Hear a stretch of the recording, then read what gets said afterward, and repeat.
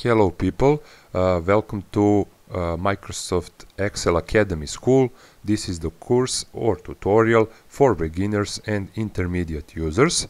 If you watched earlier lessons and if you like them, please click on like and subscribe button and hit the ring bell button to get notifications for further lessons. In today's lesson we will talking about the sum function, and we mentioned something earlier, but we're going to take a look at our first function, those predefined calculations that are built inside of Excel. The first one that we are going to have a look at here is the sum function. This is the most common, most widely used function. So we are back in our file, and right now we got some calculations in there. We start out with just some basic arithmetic style calculations, and if I double click the B9 cell, you will see our formula. We see that we sum up those cells and get the correct result with the formula B4 equal sign B4 plus B5 plus B6 plus B7 plus B8. So doing this plus this wasn't too bad, but here we have 5 elements, 5 parameters. But what if I have 20, 30, 50, hundreds or maybe thousands of records? That won't be an easy way.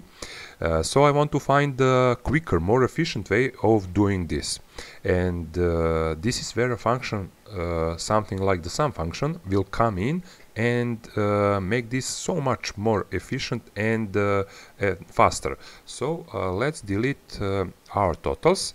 Okay, first I will hit the Excel key and we delete our totals here and here. Okay, we will back in cell B9, and we are going to formulas tab. It's here. We have some books, but for this we need sum function, so we will go in math and trig and we will find our sum function. Here it is.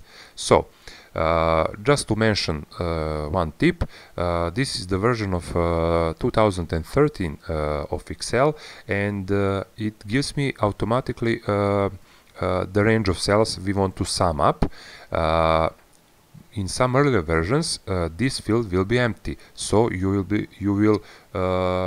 need just select the range like this: B4, B8.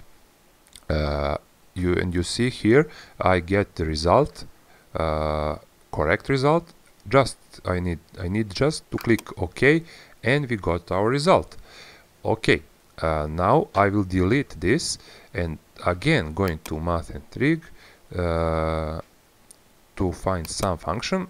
As I said, this field could be blank, so you need just to select the range of cells, typing B4, B8, sorry, B8, and you see again we get the correct result.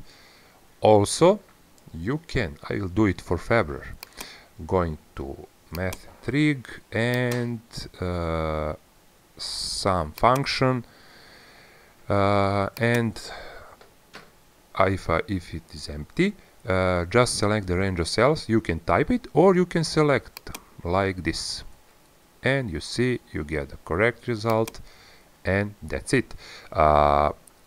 For totals for March and April, I want you to complete for those months and just to practice, and I want to complete the row totals for each bill, and just to practice this, and that will be all for today's lesson. See you soon.